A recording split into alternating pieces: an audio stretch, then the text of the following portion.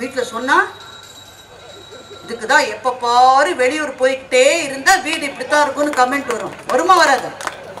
சொல்லவும் முடியாது. எனக்கு என் பொண்ணு மேலதான் சந்தேகம். ஏன்னா எதையுமே அதோட இடத்துல வச்சு அவ பழகல. அவளோட சாக்ஸ் வந்து எப்பவும் கடுகு டப்பா பக்கத்துல தான் இருக்கு. அதுவும் ஒரு சாக்ஸ் இன்னொரு சாக்ஸை கண்டுபிடிக்க முடியாது. நான் அவள்கிட்ட பல முறை எச்சரிச்சு கேட்டேன், நீதான் நம்ம எடுக்கவே இல்லம்மா. ஐ டோன்ட் லைக் கோல்ட் ஜுவல்லரின்ட்டா. கையில் ஊஞ்சல் ஆடுவேன் என்று கவிஞன் சொன்னார். சார், உங்களுக்கான டைம் வாழ்க்கையில முடிக்கிற போது விலகி இருங்கள். சமையல் ரூம் பொறுப்பு மருமகள்கிட்ட போயிட்டாக்க உப்பு இப்படி அவ போடுவான்னு கேட்காதீங்க. இனிமே அவ பாடு, உங்க மகன் பாடு, விலகி இருங்கள். உங்கள் மகன் ஒரு முடிவை எடுக்கிறான்னா நாங்கள்லாம் அந்த காலத்துல எங்க அப்பா பேச்ச கேட்டுதான் நடப்போம் என்று சொல்லாதீர்கள். இது வேறு தலைமுறை, வேறு வாழ்க்கை. விலகி இருங்கள். மகாபாரதத்தில் ஒரு கதை. யுத்தம் முடிந்தது, குருட்சேத்திர யுத்தம் முடிஞ்சு அர்ஜுனன் பெருமையில் பொலிந்து கொண்டிருக்கிறான். கண்ணன் அவனை கூப்பிட்டு, என்னை பார்க்க யாதவர்கள் வந்திருக்காங்க பார்த்தா, அவங்க திரும்பி போற வழியில திருடர்கள் அவங்கள அட்டாக் பண்ணுவாங்க, நீ கொஞ்சம் கூட போய் அவங்கள காப்பாத்துன்னு அர்ஜுனன் கேட்டான். திருடர்கள் எல்லாம் ஜெயிக்கிறதுக்கு என்னையா அனுப்புற? நான் யார ஜெயிச்ச ஆளு? சரி, எனக்காக கொஞ்சம் போயிட்டு வாப்பா, தோஸ்து தானே நீ. கண்ணனுக்காக போகிறான். அதே போல திருடர்கள் வருகிறார்கள். அலட்சியமாக காண்டீபத்தை எடுத்து அர்ஜுனன் அம்புகளை பறக்க விடுகிறான். என்ன ஆச்சரியம்! ஒரு அம்பு கூட அவன் நினைத்தபடி போய் விழவில்லை. எல்லா அம்பு கீழே தப்பா போகுது. ஐயோ, எனக்கு என்ன ஆயிற்றுன்னு கதறும் போது கண்ணன் குதிரையில் வருகிறான். அவனே தன்னுடைய வில்லை எடுத்து அம்புகளை எடுத்து எல்லா திருடர்களையும் விரட்டிட்டான். அர்ஜுனன் அழுது கொண்டிருக்கிறான். அர்ஜுனா, என்ன எதுக்கு அழுகிற? கண்ணா, என் கைக்கு என்ன ஆயிற்று? இது மகாபாரத யுத்தத்தை ஜெயித்த கை. இந்த கையில் இருந்து வருகிற அம்புகளா தவறும் என்ற போது கண்ணன் சொன்னான், உன் நேரம் முடிந்தது. உனக்கான ஆற்றல் உன்னுடைய ஆற்றல் அல்ல, அந்த யுத்தத்தை ஜெயிப்பதற்காக உனக்கு கொடுக்கப்பட்ட ஆற்றல். உன் நேரம் முடிந்தது, விலகி நில் என்று கண்ணன் சொன்னான். நீங்க மகாபாரதத்தை படிக்க படிக்க கண்ணன் கருணை கடவுள் என்று ஒரு பக்கம் தோணும். இன்னொரு பக்கத்துல பேஷண்டினுடைய உடலை கூறு போடுகிற மருத்துவன் மாதிரி அவன் நிர்தாட்சண்யமாக கண்ணன் நிற்பதை நீங்கள் பார்ப்பீர்கள். நீ யார் என்பதை உங்களுக்கு சொல்லக்கூடியவன். இப்ப இந்த கதையை படிச்சுட்டு அந்த கவிதையை யோசிச்சு பாருங்க. என் நட்சத்திரங்களை வானில் வைத்தேன், என் ஜலத்தை ஆற்றில் விட்டேன், என் மனநியை சரித்திரத்தில் நிறுவினேன், என் வேலைதான் முடிந்தது, இனி தன் இலையை தானே வியக்கும் ஒரு மரத்தின் கிளையில் ஊஞ்சல் ஆடுவேன். இப்படிப்பட்ட ஒரு கட்டத்துக்கு வாழ்க்கையில எல்லாரும் ஒரு நாள் போய்த்தான். கவிதை தருகிற அனுபவம் அப்படிப்பட்டது. வாழ்க்கையை எப்படி வாழுவது என்கின்ற நம்பிக்கையை கவிதை தரும். தீபிகா படுகோன் நடிச்சிருக்காங்க. லக்ஷ்மி அகர்வால் ஆசிட் கொட்டப்பட்ட அந்த பெண்ணினுடைய வாழ்க்கையை நடித்திருக்கிறார். அருமையான படம். எழுந்து நிற்கிற பெண்ணுக்கு நேர்கொண்ட பார்வை படத்திலும் அந்த படத்தை எடுத்தவருக்கும் அதில் நடித்த தல அஜித்துக்கும் உண்மையிலேயே பாராட்டு சொல்ல வேண்டும். ஏனென்றால் பெண்களுக்கு உத்வேகம் தருகிற படத்திலே கூட ஒரு கதாநாயகன் வந்துதான் உத்வேகம் தர வேண்டும் என்பது போல அந்த படம் எடுக்கப்படவில்லை. அந்த பெண் தானாகவே எழுந்து நிற்கிறார்.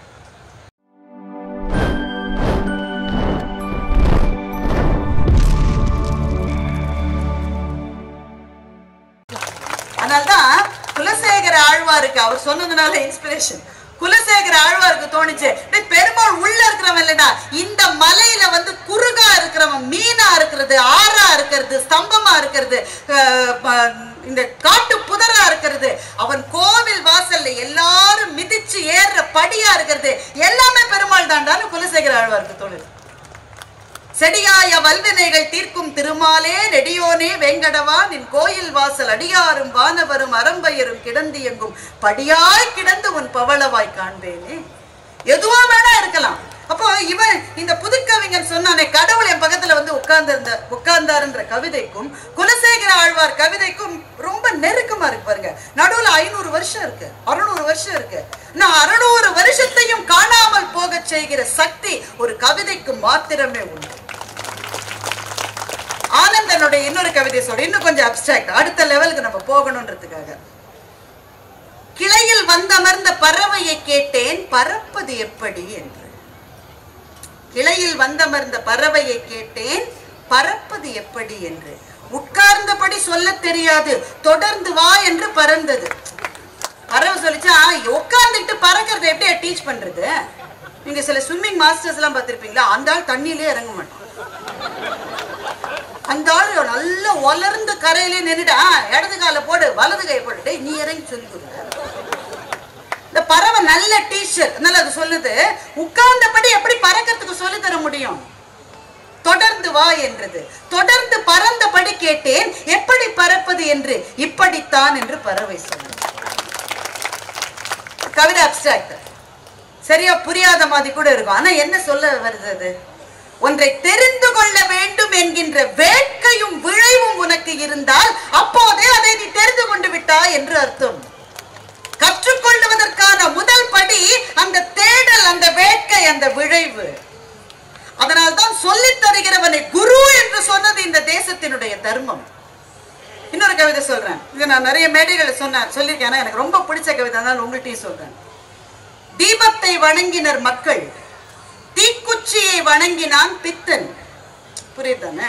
தீபத்தை வணங்கினர் மக்கள். கோயிலுக்கு போன தீபத்தை தானே வணங்குவோம், அண்ணாமலையில தீபம் எரியுது வணங்குவோம். தீபத்தை வணங்கினர் மக்கள், தீக்குச்சியை வணங்கினான் பித்தன். தீபம் இருக்க தீக்குச்சியை ஏன் வணங்குகிறாய் என்று பித்தனிடம் கேட்டேன். பித்தன் சொன்னான், எரிவதை விட ஏற்றியது உயர்ந்தது என்று. கவிதையை படிச்சோட ஒரு நிமிஷம் கண்ணை மூடணும், உணரணும். தீபம் போல நம்முடைய வாழ்க்கையை ஏற்றி வைத்த ஏதோ ஒரு ஆசிரியரோ ஒரு குருவோ உங்களுக்கு நிச்சயம் இருந்திருப்பார். அவருக்கு உயிரோடு இருக்காரா இல்லையான்றது அவசியம் இல்லை, ஆனா அவருக்கான ஒரு நிமிட அஞ்சலி இருக்கிறதே, அந்த சுகானுபாவத்தை, அந்த நன்றி உணர்வை கொடுத்தது இந்த கவிதை. கவிதை நம்மை வாழ வைக்கிறது. அதிக நேரம் இல்ல, இன்னும் நான் பின்னாடி போயிட்டு இருக்கேன். ஏன்னா சங்க பாடல்களில் இருந்த கவிதை உணர்வுக்கு ஈடு இணைய கிடையாது. என்ன பிரச்சனை? படிச்ச ஒண்ணு புரியாது. நாம அந்த மனப்பாட பகுதியில படிச்சு கோனார் நோட்ஸோடய படிச்சுட்டோமா, சத்தியமா புரியாது. உரையாசிரியர்கள் தேவை. எது மட்டும் தெரியுமா? ஒரு அளவுக்கு தான், ஒரு அளவுக்கு பிறகு உரையாசிரியர்களை விட்டுட்டு நாம கவிதையோட ஜோதியில் ஐக்கியமாயிடணும். ஒரு அளவுக்கு தான் அவங்க தேவை. ஏன்னா கவிதை எனக்கும் கவிஞனுக்குமான தனிப்பட்ட உறவு. மூன்றாவது ஆள் உள்ளே நுழையவே கூடாது. இந்த கவிதை நல்லா இருக்கு படின்னு உங்க நான் ஃப்ரெண்டு சொன்னாக்க, ஃப்ரெண்டு நல்லா இருக்குன்னு சொல்லிட்டோம், நல்லா தான் இருக்கும் போல இருக்கு நீங்க நினைச்சா நீங்க கவிதை வாசிப்பதற்கே தகுதியானவர் அல்ல. இது உன்னுடைய அனுபவம், உனக்கு பிடிக்கணும். உன் மனசுல திறவாத ஒரு கதவை அது திறக்கணும். அதுதான் கவிதை. சங்க பாடல் ஒன்று, நான் பாடலை சொல்லலைன்னு நேரம் இல்லைன்றதுனால, சங்க பாடலை நீங்க கவிதை தான் நம்முடைய வாழ்க்கையை நமக்கு தெளிவாக்குகிறதுன்னு சில பேர் சொல்லுவாங்க. நம்பாதீங்க. கவிதையை வைத்து வாழ்க்கையை ஒரு நாளும் புரிந்து கொள்ள முடியாது. வாழ்க்கையை வைத்து கவிதையை புரிந்து கொள்ளலாம். வாழ்க்கை ஒரு சங்க பாடல் ஒண்ணுல காதல் தான். இந்த அம்மா ஹவுஸ் அரெஸ்ட்ல வச்சுட்டா காதலிய, வெளியில போக விட மாட்டேங்கிறா. ரொம்ப 2000 வருஷம் முன்னாடி நடந்ததுங்க. நீங்க இன்னைக்கு நேற்று கதையை நான் சொல்றேன்னு நினைக்காதீங்க. அம்மாவை ஹவுஸ் அரெஸ்ட்ல வச்சுட்டா வெளியில போக வாய்ப்பு இல்லை. அவன் வரான், அவனுக்கு வெறி வந்துருச்சு. காதலினுடைய விசை கூட்டுகிற வெறி.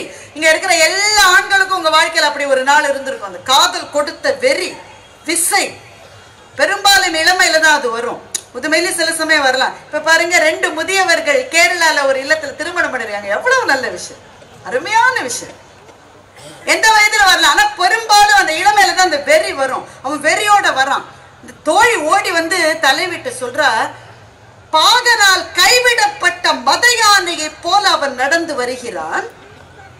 தொலைத்த நகையை திரும்ப கண்டெடுத்தவளை போல நீ அவன் மார்பில் சென்று சேர்வாயாக. இவ்வளவுதான் சார் கவிதை. படிச்ச உடனே சரி ஓகே, பாரதி ராஜா அலைகுழவதிலே கடைசி சீன் மாதிரி இருக்குன்னு நம்ம நினைச்சுக்கலாம். நமக்கு அவ்வளவுதான், அதுக்கு மேல போக முடியாது நமக்கு. ஆனா இந்த கவிதையை புரிஞ்சுக்கணும்னா வாழ்க்கையை வைத்துதான் கவிதையை புரிஞ்சுக்கணும். ஒரு 5 வருஷம் முன்னாடி எங்க வீட்டுல நான் இந்த இது வைப்பேன், நவராத்திரி சமயத்துல கொலு வைப்பேன். கடைசி நாளன்னைக்கு சரஸ்வதி பூஜை இல்லையா, சரஸ்வதி பொம்மைக்கு ஒரு தங்க நெக்லஸ் போடுறது ஒரு வழக்கம். தங்க சங்கிலி ஏதோ ஒன்று போடுவாங்க. ஒரு தங்க நெக்லஸ் போட்டிருந்தா ரொம்ப அழகா இருந்தது. படம்லாம் எடுத்து செல்ஃபிலாம் எடுத்தாச்சு. என்ன இருக்கு, பொம்மையை சுருட்டி வைக்கும் போது அதே அவசரம் தான். இப்ப நான் சொன்ன மாதிரி அதே அவசரம். ஆபீஸ்ல இருந்து போன் வருது, பாஸ் கூப்பிடுறாருன்னு உடனே அப்படியே சுருட்டி மேல வச்சதுல நகையோட சரஸ்வதி மேல போயிட்டா. எனக்கு அது தெரியல. அதுக்கப்புறம் ஒரு 2 மாசம் கழிச்சு ஒரு கல்யாணத்துக்கு போகிறதுக்காக தேடும் போது நெக்லஸ் இல்லை. எப்படி இருக்கும்? வீட்டில் சொன்னா இதுக்குதான் எப்ப பாரு வெளியூர் போய்கிட்டே இருந்தா வீடு இப்படித்தான் இருக்கும்னு கமெண்ட் வரும். வருமா வராது? சொல்லவும் முடியாது. எனக்கு என் பொண்ணு மேலதான் சந்தேகம். ஏன்னா எதையுமே அதோட இடத்துல வச்சு அவ பழகல. அவளோட சாக்ஸ் எப்பவும் கடுகட பக்கத்துலதான் இருக்கு. அதுவும் ஒரு சாக்ஸ் இன்னொரு சாக்ஸை கண்டுபிடிக்க முடியாது. நான் அவள்கிட்ட பல முறை எச்சரிச்சு கேட்டேன், நீதான் நம்ம எடுக்கவே இல்லம்மா, ஐ டோன்ட் லைக் கோல்ட் ஜுவல்லரின்ட்டா. அப்புறம் எங்க போறது? ஒருவேளை லாக்கர்ல வச்சிருப்பேன்னு சொல்லி, லாக்கருக்கு நம்ம வருஷத்துக்கு 2 தடவை தானே போவோம், கல்யாணம் வரும்போது தானே போவோம். தண்டமா ரெண்டை கொடுத்துட்டு லாக்கருக்கு 2 தடவை போயிட்டு வந்துட்டேன், அங்கேயும் இல்லை. சரி அவ்வளவுதான். ஒரு வேதாந்த மனநிலைக்கு போனால் போகட்டும் போடா, இந்த பூமியில் எதிரா நிலையா இருந்தது, தங்கத்தின் மீது மனசு வைத்தால் என்ன ஆகுது, இப்படிலாம் சமாதானம். இதுக்கு குணங்குடி மஸ்தான் சாஹிப் பாட்டை வேற நான் என்ன கூட சொல்லிக்கிறேன். கவிதை எப்படிலாம் உதவி பண்றது பாருங்க. வேட்டையை காதலித்து வெறுநாயை கைப்பிடித்து காட்டுக்குள் போவதேனோ கண்ணே ரகுமானேன்னு குணங்குடி மஸ்தான் சாஹிப் எழுதிட்டார். அதுல ஒரு துணை தகவல், நம்ம தண்டையார்பேட்டை இருக்குல்ல நம்ம ஊர்ல, தண்டையார்பேட்டைன்னு எப்படி பேர் வந்தது? என்ன அர்த்தம் அதுக்கு? திருவல்லிக்கேணினா அல்லிப்பூக்கள் பூக்கிற குளம் உடையதுனால திரு அல்லிக்கேணி. தண்டையார்பேட்டைன்னா என்ன சார் அர்த்தம்னா, குணங்குடி மஸ்தான் சாஹிப் திருச்சிக்கு பக்கத்தில் இருக்கிற தொண்டியை சேர்ந்தவர். அவர் தண்டையார்பேட்டை அந்த பகுதியில, நார்த் மெட்ராஸ் பகுதியில தான் வாழ்ந்து சமாதி ஆனார்.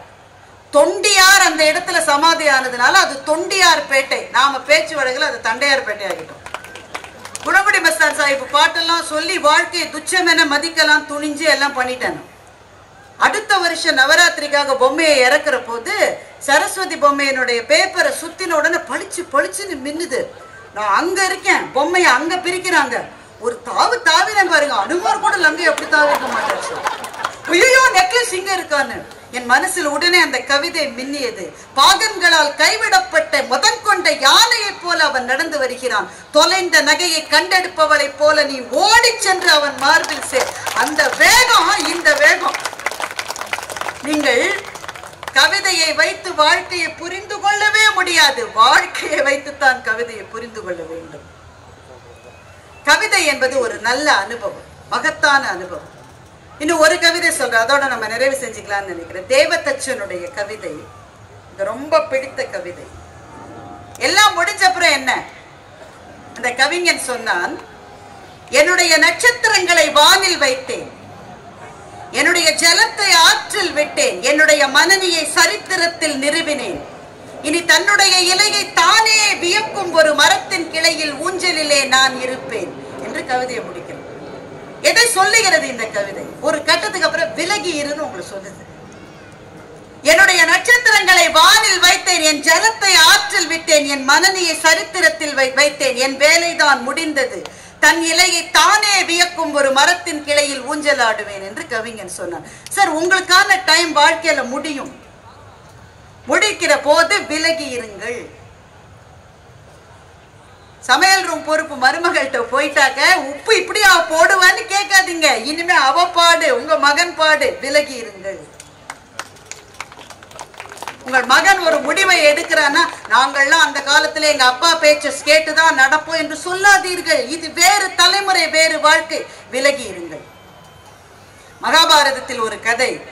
யுத்தம் முடிந்தது, குருட்சேத்திர யுத்தம் முடிஞ்சு அர்ஜுனன் பெருமையில் பொலிந்து கொண்டிருக்கிறான். கண்ணன் அவனை கூப்பிட்டு, என்னை பார்க்க யாதவர்கள் வந்திருக்காங்க பார்த்தா, அவங்க திரும்பி போற வழியில திருடர்கள் அவங்கள அட்டாக் பண்ணுவாங்க, நீ கொஞ்சம் கூட போய் அவங்கள காப்பாத்துன்னு அர்ஜுனன் கேட்டான். திருடர்கள் எல்லாம் ஜெயிக்கிறதுக்கு என்னையா அனுப்புற? நான் யார ஜெயிச்ச ஆளு? சரி, எனக்காக கொஞ்சம் போயிட்டு வாப்பா, தோஸ்து தானே நீ. கண்ணனுக்காக போகிறான். அதே போல திருடர்கள் வருகிறார்கள். அலட்சியமாக காண்டீபத்தை எடுத்து அர்ஜுனன் அம்புகளை பறக்க விடுகிறான். என்ன ஆச்சரியம், ஒரு அம்பு கூட அவன் நினைத்தபடி போய் விழவில்லை. எல்லா அம்பு கீழே தப்பு தப்பா போகுது. ஐயோ எனக்கு என்ன ஆயிற்றுன்னு கதறும் போது கண்ணன் குதிரையில் வருகிறான். அவனே தன்னுடைய வில்லை எடுத்து அம்புகளை எடுத்து எல்லா திருடர்களையும் விரட்டிட்டான். அர்ஜுனன் அழுது கொண்டிருக்கிறான். அர்ஜுனா, என்ன எதுக்கு அழுகிற? கண்ணா, என் கைக்கு என்ன ஆயிற்று? இது மகாபாரத யுத்தத்தை ஜெயித்த கை, இந்த கையில் இருந்து வருகிற அம்புகளா தவறும் என்ற போது கண்ணன் சொன்னான், உன் நேரம் முடிந்தது, உனக்கான ஆற்றல் உன்னுடைய ஆற்றல் அல்ல, அந்த யுத்தத்தை ஜெயிப்பதற்காக உனக்கு கொடுக்கப்பட்ட ஆற்றல். உன் நேரம் முடிந்தது, விலகி நில் என்று கண்ணன் சொன்னார். மகாபாரதத்தை படிக்க படிக்க கண்ணன் கருணை கடவுள் என்று ஒரு பக்கம் தோணும், இன்னொரு பக்கத்துல பேஷண்டினுடைய உடலை கூறு போடுகிற மருத்துவன் மாதிரி அவன் நிர்தாட்சண்யமாக கண்ணன் நிற்பதை நீங்கள் பார்ப்பீர்கள். நீ யார் என்பதை உங்களுக்கு சொல்லக்கூடியவன். இப்ப இந்த கதையை படிச்சுட்டு அந்த கவிதையை யோசிச்சு பாருங்க. என் நட்சத்திரங்களை வானில் வைத்தேன், என் ஜலத்தை ஆற்றில் விட்டேன், என் மனநியை சரித்திரத்தில் நிறுவினேன், என் வேலைதான் முடிந்தது, இனி தன் இலையை தானே வியக்கும் ஒரு மரத்தின் கிளையில் ஊஞ்சலாடுவேன். இப்படிப்பட்ட ஒரு கட்டத்துக்கு வாழ்க்கையில எல்லாரும் ஒரு நாள் போய்த்தான். கவிதை தருகிற அனுபவம் அப்படிப்பட்டது. வாழ்க்கையை எப்படி வாழுவது என்கின்ற நம்பிக்கையை கவிதை தரும். தீபிகா படுகோன் நடிச்சிருக்காங்க. லட்சுமி அகர்வால் ஆசிட் கொட்டப்பட்ட அந்த பெண்ணினுடைய வாழ்க்கையை நடித்திருக்கிறார். அருமையான படம். எழுந்து நிற்கிற பெண்ணுக்கு நேர்கொண்ட பார்வை படத்திலும் அந்த படத்தை எடுத்தவருக்கும் அதில் நடித்த தல அஜித்துக்கும் உண்மையிலேயே பாராட்டு சொல்ல வேண்டும். ஏனென்றால் பெண்களுக்கு உத்வேகம் தருகிற படத்திலே கூட ஒரு கதாநாயகன் வந்துதான் உத்வேகம் தர வேண்டும் என்பது போல அந்த படம் எடுக்கப்படவில்லை. அந்த பெண் தானாகவே எழுந்து நிற்கிறார். அவளை போன்ற பெண்களுக்கு பற்றுக்கோடா இருப்பது எது? மகாகவி பாரதியினுடைய கவிதையை சொல்லி முடிக்கிறேன். போற்றி போற்றி ஜெய ஜெய போற்றி, இப்புதுமை பெண்ணொழி வாழி பல்லாண்டிங்கு மாற்றி வையகம் புதுமையுறச் செய்து மனித தம்மை அமரர்களாக்கவே ஆற்றல் கொண்ட பராசக்தி என்னை தன் அருளினால் ஒரு கன்னிகையாகியே தேற்று உண்மைகள் கூறிட வந்திட்டால் செல்வங்கள் யாவற்றிலும் மேற்செல்வம் எய்தினோம் என்று மகாகவி சொன்னார். எழுந்து நிற்கிற வீர பெண்களுக்கான அந்த பற்றுக்கோடு, வாழ்க்கையிலிருந்து விலகி நிற்கிறவர்களுக்கான ஒரு வேர், வாழ்க்கையை ஒரு வானவில்லோடும் தேநீரோடும் ரசிக்கிற போது பின்னால் இருந்து கேட்கிற மனைவியினுடைய வளையல் ஒலியை ரசிக்கிற ஒரு சின்ன மனசு, இது அத்தனைக்கும் அடித்தளமாய் இருப்பது ரசனை. ரசனை என்பது கவிதையிலிருந்து கைப்பற்றி கிளம்புவது. அந்த கவிதையையும் ரசனையும் கைப்பற்றி கொள்ளுங்கள், வாழ்க்கை லேசாகும், மனம் விரிவடையும், வாழ்நாள் இன்னும் நீளும். அப்படிப்பட்ட கவிதைகளையும் அந்த கவிதைகளை தந்த மகத்தான படைப்பாளிகளையும் கௌரவிக்கும் விதமாக இங்கு நடந்து கொண்டிருக்கிற புத்தக திருவிழாவில் இந்த மகத்தான வாய்ப்பை எனக்கு கொடுத்த அத்தனை பேருக்கும் நன்றி சொல்லி, ஒரு வானவில்லும் தேநீரும் கவிதையும் உங்கள் வாழ்க்கையில் எப்போதும் உங்களோடு இருக்க பிரார்த்தனை செய்து முடிக்கிறேன். ஆற்றின் ஒழுக்கி அரணழுக்கா இல்வாழ்க்கை நோற்பாரின் நோன்மை உடைத்து முயூவ விளக்க உரை மற்றவரை அறநெறியில் ஒழுகச் செய்து தானமரம் தவறாத இல்வாழ்க்கை தவம் செய்வாரை விட மிகச்சிறந்த வல்லமை உடைய வாழ்க்கையாகும். சாலமன் பாப்பையா உரை மற்றவர்களை அவர்களின் வழியில் வாழச் செய்து தானும் அறத்திலிருந்து விலகாமல் மனைவியுடன் வாழும் வாழ்க்கை துறவரத்தார் காட்டும் பொறுமையிலும் வலிமை மிக்கது. கலைஞர் விளக்க உரை தானம் அறவழியில் நடந்து பிறரையும் அவ்வழியில் நடக்கச் செய்திடுவோரின் இல்வாழ்க்கை துறவிகள் கடைப்பிடிக்கும். ஆற்றின் ஒழுக்கி அரணழுக்கா இல்வாழ்க்கை நோற்பாரின் நோன்மை உடைத்து முயூவ விளக்க உரை மற்றவரை அறநெறியில் ஒழுகச் செய்து தானமரம் தவறாத இல்வாழ்க்கை தவம் செய்வாரை விட மிகச்சிறந்த வல்லமை உடைய வாழ்க்கையாகும். சாலமன் பாப்பையா உரை மற்றவர்களை அவர்களின் வழியில் வாழச் செய்து தானும் அறத்திலிருந்து விலகாமல் மனைவியுடன் வாழும் வாழ்க்கை துறவரத்தார் காட்டும் பொறுமையிலும் வலிமை மிக்கது.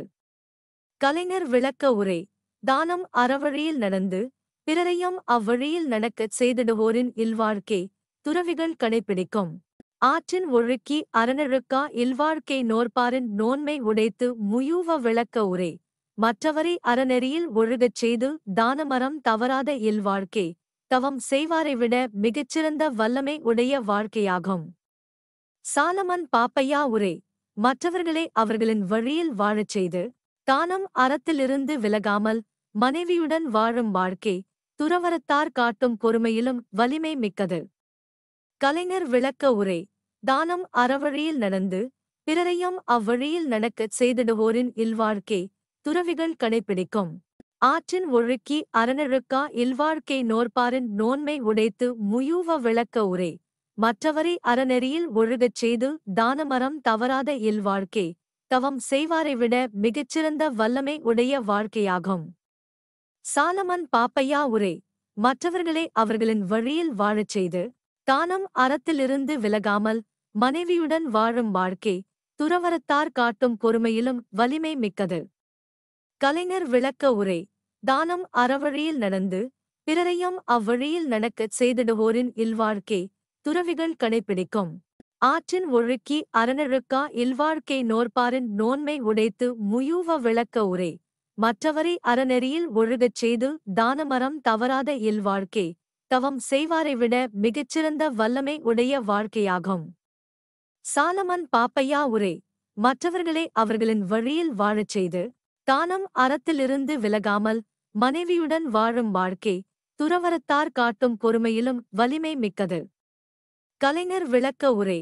தானம் அறவழியில் நடந்து பிறரையும் அவ்வழியில் நடக்கச் செய்திடுவோரின் இல்வாழ்க்கை துறவிகள் கடைப்பிடிக்கும். ஆற்றின் ஒழுக்கி அறனொழுக்கா இல்வாழ்க்கை நோற்பாரின் நோன்மை உடைத்து முயூவ விளக்க உரை.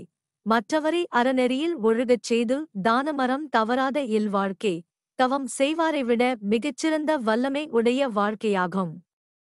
சாலமன் பாப்பையா உரை.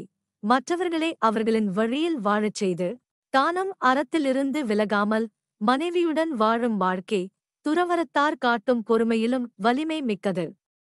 கலைஞர் விளக்க உரை. தானம் அறவழியில் நடந்து பிறரையும் அவ்வழியில் நடக்கச் செய்திடுவோரின் இல்வாழ்க்கை துறவிகள் கடைப்பிடிக்கும். ஆற்றின் ஒழுக்கி அறனொழுக்கா இல்வாழ்க்கை நோற்பாரின் நோன்மை உடைத்து முயூவ விளக்க உரை. மற்றவரை அறநெறியில் ஒழுகச் செய்து தானமரம் தவறாத இல்வாழ்க்கை தவம் செய்வாரை விட மிகச்சிறந்த வல்லமை உடைய வாழ்க்கையாகும். சாலமன் பாப்பையா உரை. மற்றவர்களை அவர்களின் வழியில் வாழச் செய்து தானம் அறத்திலிருந்து விலகாமல் மனைவியுடன் வாழும் வாழ்க்கை துறவறத்தார் காட்டும் பொறுமையிலும் வலிமை மிக்கது. கலைஞர் விளக்க உரை. தானம் அறவழியில் நடந்து பிறரையும் அவ்வழியில் நடக்கச் செய்திடுவோரின் இல்வாழ்க்கை துறவிகள் கடைப்பிடிக்கும். ஆற்றின் ஒழுக்கி அறனொழுக்கா இல்வாழ்க்கை நோற்பாரின் நோன்மை உடைத்து முயூவ விளக்க உரை. மற்றவரை அறநெறியில் ஒழுகச் செய்து தானமரம் தவறாத இல்வாழ்க்கை தவம் செய்வாரை விட மிகச்சிறந்த வல்லமை உடைய வாழ்க்கையாகும். சாலமன் பாப்பையா உரை. மற்றவர்களை அவர்களின் வழியில் வாழச் செய்து தானம் அறத்திலிருந்து விலகாமல் மனைவியுடன் வாழும் வாழ்க்கை துறவறத்தார் காட்டும் பொறுமையிலும் வலிமை மிக்கது. கலைஞர் விளக்க உரை. தானம் அறவழியில் நடந்து பிறரையும் அவ்வழியில் நடக்கச் செய்திடுவோரின் இல்வாழ்க்கை துறவிகள் கடைப்பிடிக்கும். ஆற்றின் ஒழுக்கி அறனொழுக்கா இல்வாழ்க்கை நோற்பாரின் நோன்மை உடைத்து முயூவ விளக்க உரை. மற்றவரை அறநெறியில் ஒழுகச் செய்து தானமரம் தவறாத இல்வாழ்க்கை தவம் செய்வாரை விட மிகச்சிறந்த வல்லமை உடைய வாழ்க்கையாகும். சாலமன் பாப்பையா உரை. மற்றவர்களை அவர்களின் வழியில் வாழச் செய்து தானம் அறத்திலிருந்து விலகாமல் மனைவியுடன் வாழும் வாழ்க்கை துறவறத்தார் காட்டும் பொறுமையிலும் வலிமை மிக்கது. கலைஞர் விளக்க உரை. தானம் அறவழியில் நடந்து பிறரையும் அவ்வழியில் நடக்கச் செய்திடுவோரின் இல்வாழ்க்கை துறவிகள் கடைப்பிடிக்கும். ஆற்றின் ஒழுக்கி அறனொழுக்கா இல்வாழ்க்கை நோற்பாரின் நோன்மை உடைத்து முயூவ விளக்க உரை. மற்றவரை அறநெறியில் ஒழுகச் செய்து தானமரம் தவறாத இல்வாழ்க்கை தவம் செய்வாரை விட மிகச்சிறந்த வல்லமை உடைய வாழ்க்கையாகும். சாலமன் பாப்பையா உரை. மற்றவர்களை அவர்களின் வழியில் வாழச் செய்து தானம் அறத்திலிருந்து விலகாமல் மனைவியுடன் வாழும் வாழ்க்கை துறவறத்தார் காட்டும் பொறுமையிலும் வலிமை மிக்கது. கலைஞர் விளக்க உரை. தானம் அறவழியில் நடந்து பிறரையும் அவ்வழியில் நடக்கச் செய்திடுவோரின் இல்வாழ்க்கை துறவிகள் கடைப்பிடிக்கும்.